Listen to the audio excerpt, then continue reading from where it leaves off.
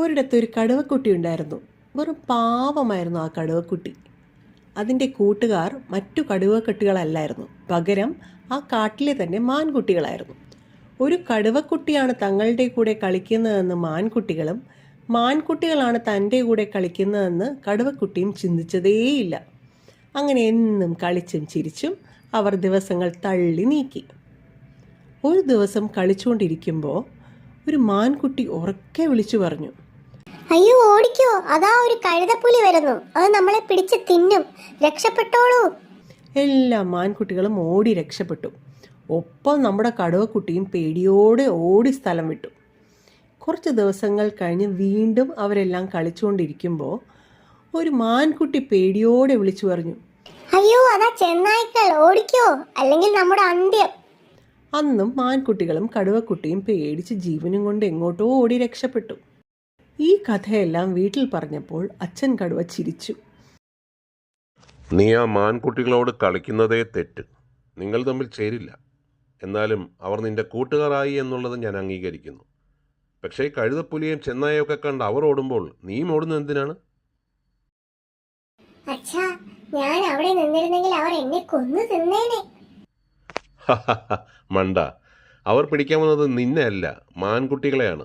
അവരാണ് കഴുതപ്പുലിയുടെയും ചെന്നായുടെയും ഇര, നീയല്ല. പക്ഷെ എന്നെ അവർ പിടിച്ചു തിന്നാലോ? ഇതാണ് ഞാൻ നേരത്തെ പറഞ്ഞത്, നിനക്ക് ചേരുന്നവരുമായി മാത്രമേ കൂട്ടുകൂടാവൂ എന്ന്.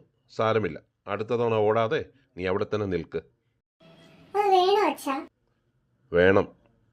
കുറച്ച് ദിവസങ്ങൾ കഴിഞ്ഞ് മാൻകുട്ടികൾക്കൊപ്പം കടുവക്കുട്ടി കളിച്ചുകൊണ്ടിരിക്കുമ്പോൾ ഒരു മാൻകുട്ടി അതാ അലറി വിളിക്കുന്നു, വീണ്ടും ഒരു കഴുതപ്പുലി ഓടി വരുന്നേ, എല്ലാരും രക്ഷപ്പെട്ടോ. അത്തവണ കടുവക്കുട്ടി മാൻകുട്ടികളോട് പറഞ്ഞു, ആരും ഓടരുത്.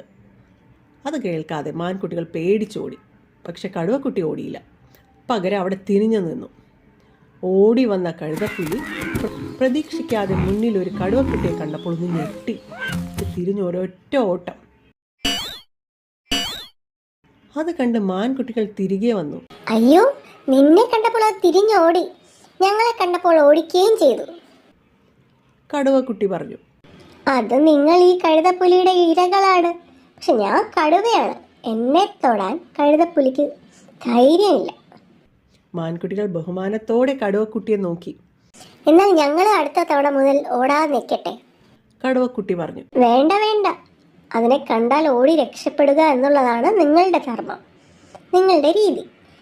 എൻ്റേത് അതിനെ കണ്ടാൽ തിരിഞ്ഞു നിൽക്കുക എന്നുള്ളതാണ്. ഞാൻ നാളെ മുതൽ നിങ്ങൾക്കൊപ്പം കളിക്കാൻ വരില്ല. എനിക്ക് നിങ്ങളെ ഒരുപാട് ഇഷ്ടമാണ്. ഞാനൊരു മാനിനെ ഇരയായി പിടിക്കുകയില്ല. പക്ഷെ നമ്മുടെ ചങ്ങാത്ത ശരിയല്ല. എൻ്റെ വർഗ്ഗഗുണവും നിങ്ങളുടെ വർഗ്ഗഗുണവും നമ്മൾ മറന്നു പോകും. അത് രണ്ട് കൂട്ടർക്ക് നല്ലതല്ല. ചേരുന്ന ആൾക്കാരുമായി മാത്രമേ നമ്മൾ ചങ്ങാത്തം കൂടാവൂ. നിങ്ങൾക്ക് നല്ലത് വരട്ടെ. മാൻകുട്ടികളോട് യാത്ര പറഞ്ഞ ശേഷം കടുവക്കുട്ടി കാട്ടിലേക്ക് പോയി. പിന്നെ ഒരിക്കലും അത് മാൻകുട്ടികളോട് കളിക്കാൻ വന്നിട്ടേയില്ല.